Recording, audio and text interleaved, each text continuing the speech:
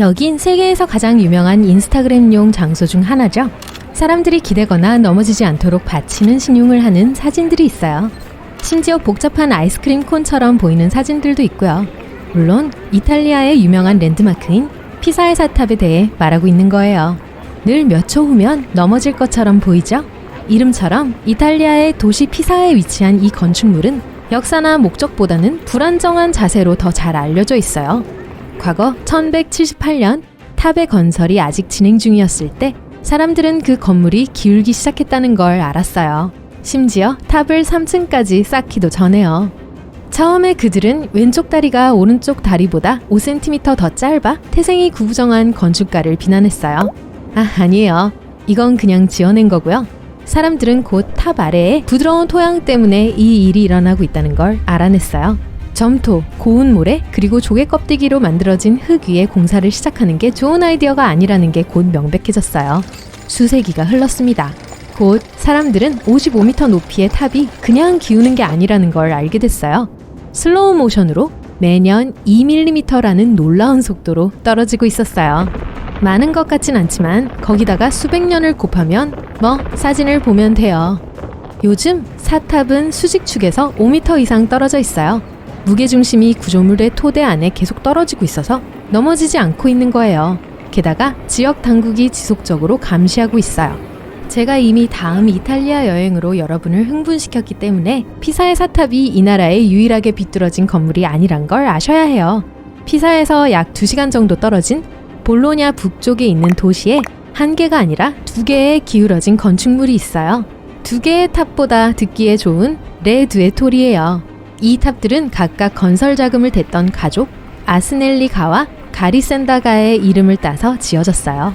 기울기 때문에 가리센다 탑은 더 이상 관광객에게 개방되어 있지 않아요. 하지만 아스넬리 탑은 여전히 관광객들에게 도시의 멋진 경치를 제공해요. 단 여러분이 500개의 계단을 오를 수 있다면 말이에요. 하지만 학생들에겐 문제가 있어요. 이탈리아 사람들에게는 탑 꼭대기까지 오른 사람은 절대로 자신들의 공부를 끝낼 수 없다고 하는 지역 미신이 있어요. 확실히 의욕이 꺾이긴 해요. 런던에도 자신들만의 기울어진 탑이 있지만 아마 여러분이 생각한 그런 건 아닐 거예요. 네, 유명한 빅벤, 그러니까 엘리자베스 타워 말이에요. 사실 이게 공식적인 이름이랍니다. 빅벤은 그냥 종이에요. 다행히도 다른 더 인상적으로 비뚤어진 건물들처럼 빠르게 기울지는 않고 있어요. 현재 매년 0.9mm씩 기울고 있습니다. 이 모든 기울어짐은 주로 런던 지하철의 확장이나 이 역사적인 건물 근처에 주차장을 건설하는 것과 같은 몇몇 인프라 프로젝트들 때문에 일어나고 있어요. 하지만 지역 주민들은 별로 걱정하지 않고 있어요. 최근의 자료가 맞다면 엘리자베스 타워가 이탈리아의 피사 타워를 따라잡는 데는 약 4,000년이 걸릴 거예요. 폴란드에도 이상한 모양의 건물이 있어요. 이건 삐뚤어진 작은 집이라고 불려요. 폴란드 소폿에서 이걸 찾을 수 있어요. 건설은 2004년에 끝났어요. 이 건물은 마치 동화에서 튀어나온 것 같아 보이는데요. 당연해요.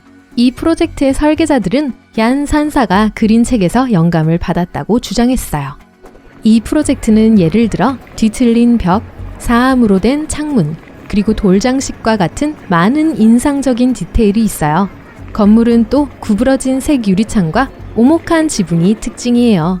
폴란드에서 인기 있는 관광 명소로서 삐뚤어진 작은 집은 현재 많은 가게, 사무실, 그리고 식당이 있어요. 기울어진 건물들을 보기 위해 유럽까지 여행할 필요가 없어요. 샌프란시스코에 위치한 밀레니엄 타워는 기울고 가라앉고 미끄러지고 있어요. 이 건물이 댄스 수업을 듣고 있는 게 아니라면 뭔가 문제가 있는 거겠죠? 밀레니엄 타워의 가장 큰 문제는 그걸 지탱하는 18에서 27m 길이의 마찰 말뚝과 분명히 관련이 있어요. 이게 61m 더 아래쪽에 있는 안반보다는 모래 위 토양에 박힌 걸로 보여요. 건물이 곧 엄청 흐물해질 수 있는 땅에 놓였기 때문에 해결책은 건물을 기초 바위에 고정시키는 것일 수도 있어요. 현재 계획은 건물 기초의 무게를 줄이기 위해 많은 말뚝을 추가하는 거예요. 놀랍게도 2017년 지방당국이 실시한 검사에서 건물이 여전히 안전 요건 내에 있다는 게 확인되었어요. 기초와 전기 시스템에 약간의 손상은 있었지만요.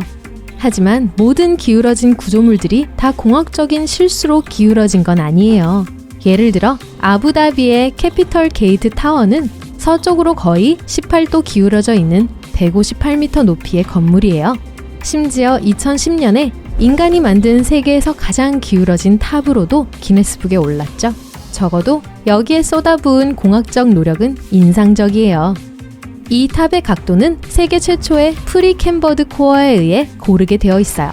이건 많은 콘크리트와 강철이 섞였고 490개의 말뚝이 30m 가까이 되는 흙 속으로 더해졌다는 걸 표현하는 고상한 말이에요. 또 다른 현대적인 그리고 기울어진 건축 디자인은 몬트리올 올림픽 스타디움의 일부인 몬트리올 타워예요. 현재 기울어진 건물 중 가장 높은 건물이죠. 높이는 175m가 넘어요. 마드리드의 유럽의 문은 높이 114m에 약 15도로 기울어진 인상적인 쌍둥이 탑 2개로 구성되어 있어요. 이제 유럽, 사랑의 도시로 돌아갑시다. 파리를 방문하기 전에 가라앉는 집 또는 기우는 집을 확인하는 걸 잊지 마세요. 절 믿으세요. 여긴 아는 사람들도 별로 없는 데다 멋진 사진을 찍기에 좋은 곳이에요. 이 건물은 사실 기울어져 있지 않아서 놓치기 쉬워요. 하지만 카메라의 각도를 정확히 맞춘다면 이 기발한 착시 현상은 보는 사람들로 하여금 여러분이 서 있는 땅에 반쯤 삼켜진 집을 방문했다고 생각하게 만들 거예요. 몽마르트르에 있을 때 사크레 퀘르 옆에 계단 몇 개가 보일 거예요. 오른쪽에는 주황색 집이 있어요. 그리고 여기 팁이 있어요. 이 집이 꽤 가파른 언덕 뒤에 위치해 있기 때문에 여러분이 원하는 효과를 얻기 위해선 카메라를 45도 정도 돌리기만 하면 돼요. 아니면 훨씬 더 쉽게 사진을 찍은 후 사진을 편집할 수도 있고요.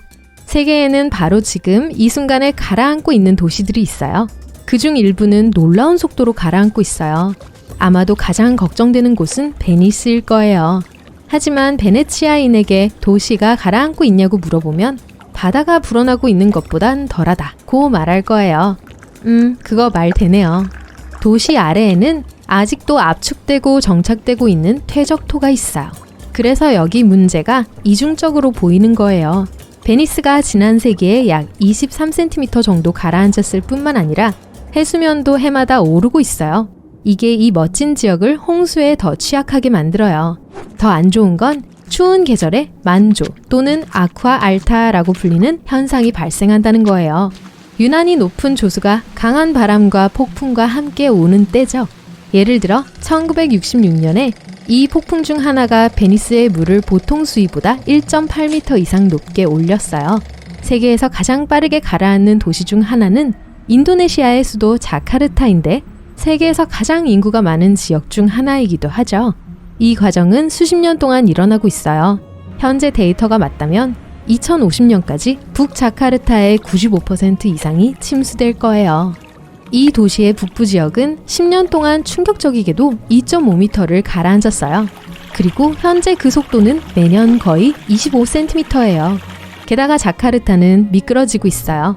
어떤 곳은 매년 거의 15cm씩 미끄러지고 있죠. 도시의 나머지 지역들도 가라앉고 미끄러지고 있어요. 하지만 적어도 세계의 다른 지역들에 비해 좀 더 느린 속도로 일어나고 있어요. 이 놀라운 과정의 주된 이유는 2020년 기준 1000만 명 이상이라는 도시의 거대한 인구를 위한 충분한 양의 물이 공급되고 있지 않다는 사실 때문이에요. 이상하게도 도시에 마음대로 쓸 수 있는 물이 있어요. 1년에 비가 300일 내리고 13개의 강이 그곳을 통과해요. 문제는 자카르타의 습지가 콘크리트 밀림으로 변해 이 물을 저장할 수 없다는 데 있어요.